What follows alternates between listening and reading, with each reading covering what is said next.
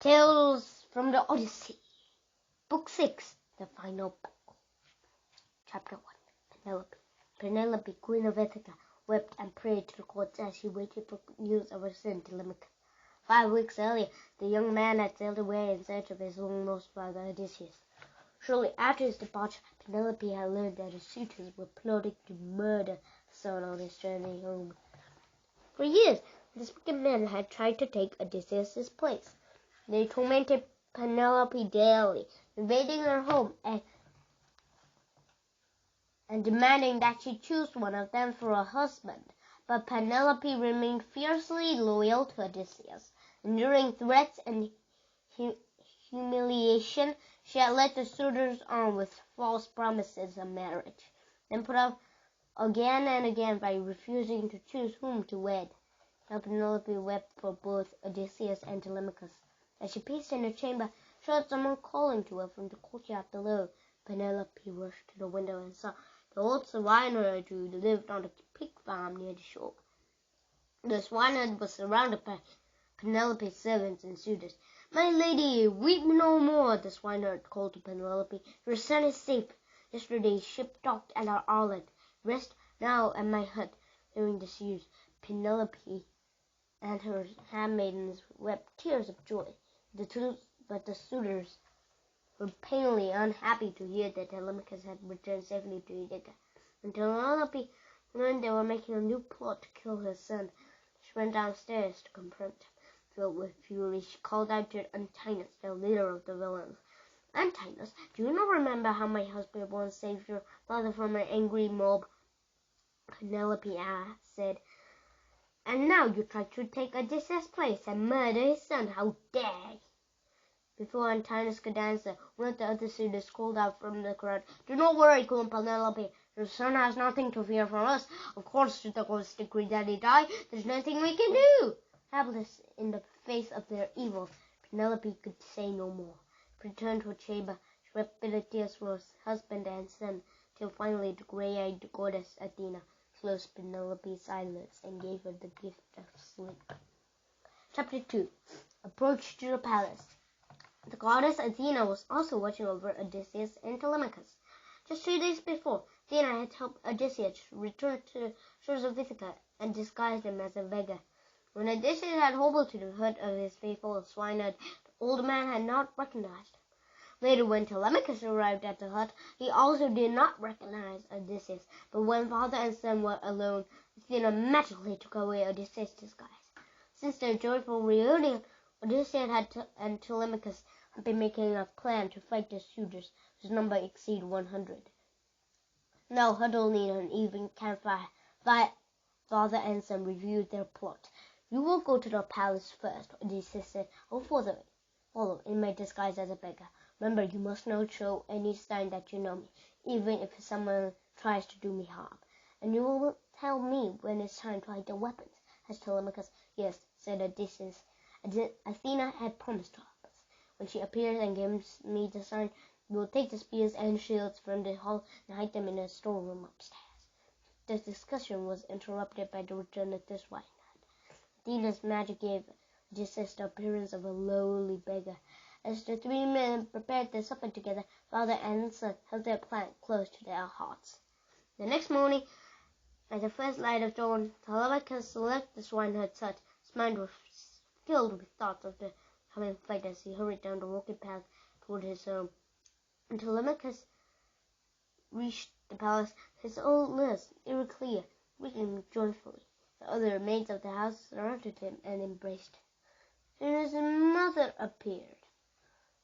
She threw her arms around him and wept. "Sweet light of my eyes," Penelope cried, "I feared I will never see you again."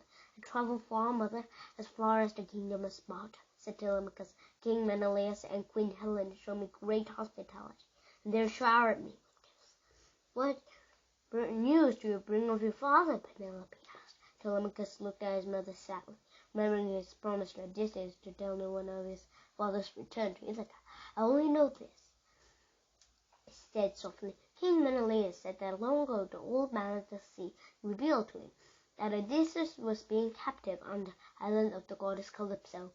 cannot leave because he no longer has any ships to carry him home.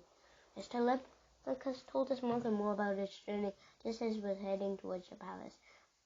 Accompanied by the swineherd, he hobbled down the rocky road in his disguise. As they neared the palace gates, Odysseus saw an old bony dog lying on a garbage heap. Tears came to Odysseus' eyes as he recognized the dog as his beloved hound Argus. When Argus caught sight of Odysseus, seemed to recognize his master. The old dog was so feeble he could not stand, but joyfully he wagged his tail. It pained Odysseus that he could not go to Argus. Please give himself away.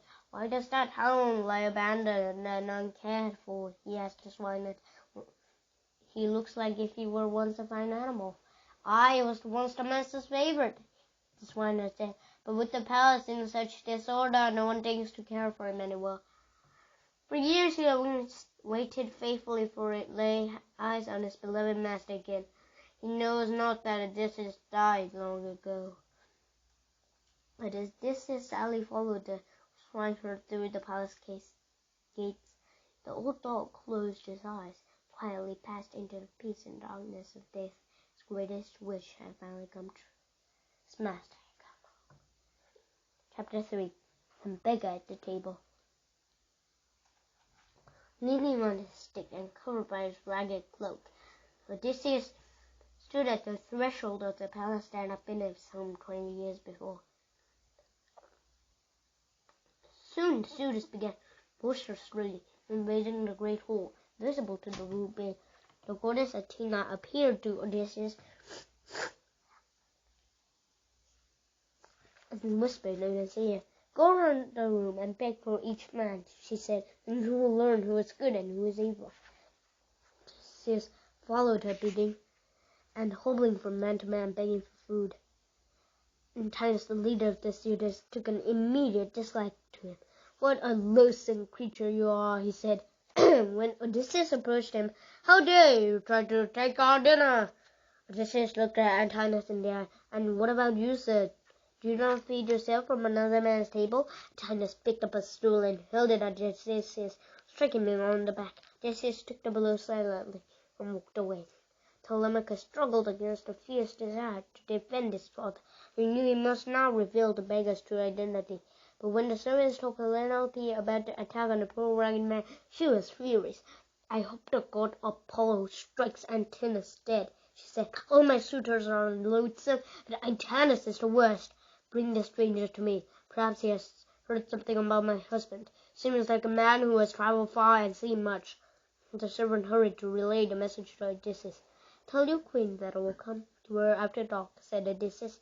"Bring news of her husband." While Odysseus waited for the day's end, the suitors filled the courtyard of the palace with loud singing and dancing. They quarreled and fought with one another.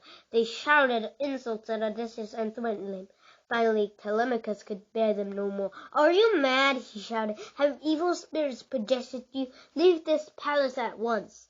The suitors were amazed by the young man's boldness, but grumbling, they finally did as Telemachus commanded and took their leave. When all the suitors had made the palace, the goddess Athena made a sign to Odysseus. Odysseus went immediately to Telemachus. "We must prepare now for tomorrow's battle," he said. "We'll remove the armor and spears from the downstairs hall. If anyone asks you why you're doing this, say that you fear they're being damaged by the heat and smoke of the household fires."